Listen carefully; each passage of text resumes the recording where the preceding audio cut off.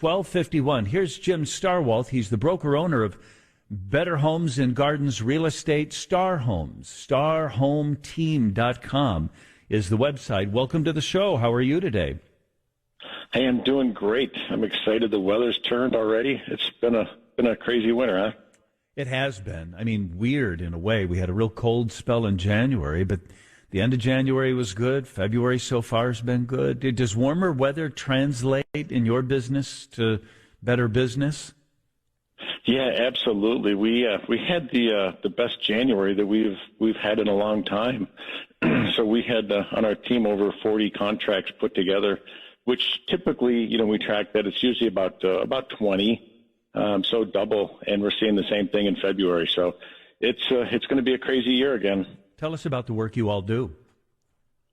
Yeah, we help buyers and sellers. Obviously, we sell real estate, so we help counsel them, and we really strive to give the Star Home Team experience, which means that we always put our clients first. So it comes right down to the initial interview of what do they want to accomplish?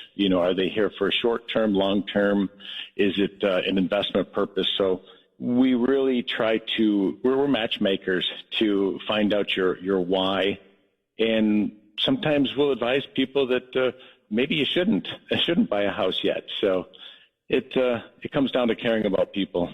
You said a common step for those looking to take their partnership to the next level, this would be a couple of people, I presume not married, to the next level is moving in together. Some may even choose to buy a house before sweethearts sign on the dotted line. What should they consider?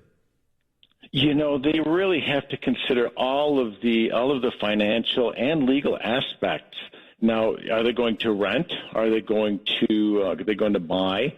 Buying is always better than renting, in my opinion, financially, just with the tax incentives and the mortgage interest deductions and such. So we could get into all the math, but I think that would be pretty boring.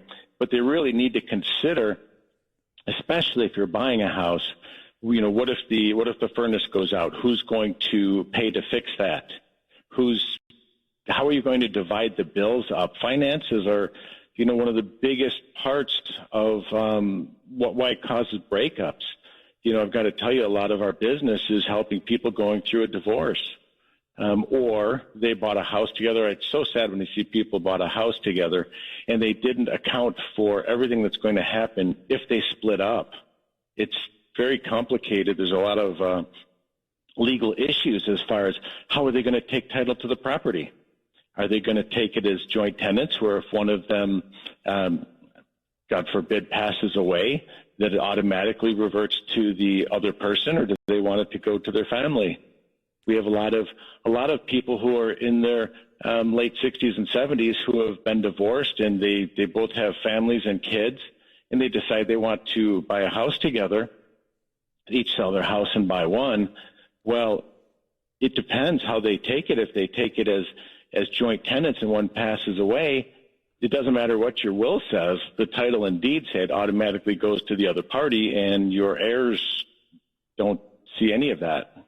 So there's a lot of legal. I'm thinking, too, of the scenario where a couple, maybe that age, because there's a second chapter for some people. You might be 60, but say a couple that's in their 30s, they're not married, they've moved in together, they buy a house together, and then maybe the relationship breaks up. I wonder, somebody's going to move out, maybe both of them move out, but how do they account for the sale of the property? Do they split it 50-50? What if you said, well, I put in the new furnace? Or what if I keep the house, but you move out and that person wants their share of the equity in the house down the road? They help pay for the rent for a couple of years while we were a couple. That strikes me as really complicated, but maybe not that uncommon. It's not uncommon at all, but the other part is you can't just say, okay, I'll just leave and you take over the house. You're still going to be on the mortgage. You go ahead and sign a quitclaim deed, and I have no rights to the house, and I'm still on the mortgage, and something happens to you and you quit paying or whatever, or I meet somebody new and I want to buy a house, my credit's still messed up because I'm still on that mortgage. So these discussions have to be had.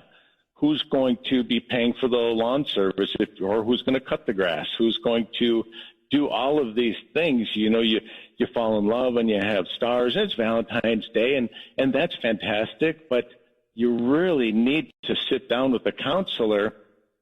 And, that's what good real estate agents should do is, let's talk about why you're doing this. Are you okay? Let's talk about the bad stuff. What happens if you split up? Who, like you said, who gets the tax breaks?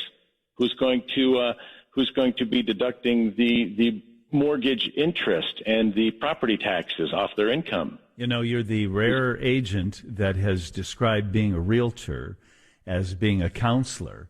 But as I'm thinking back, all these life issues come up every time Brenda and I have bought and sold a home. We've done it many times. We're a lovely couple, but I mean, there's a kind of counseling that goes on there about what your priorities are, when and where you're going to move, to say nothing of these financial considerations. I'm out of time, Jim, but it's an interesting thought process. Make sure you go down that road, be you married or otherwise, when you're buying or selling a home, right? Absolutely. Thank you so much. Jim Starwalt is the broker owner of Better Homes and Gardens Real Estate, Star Homes. Visit starhometeam.com.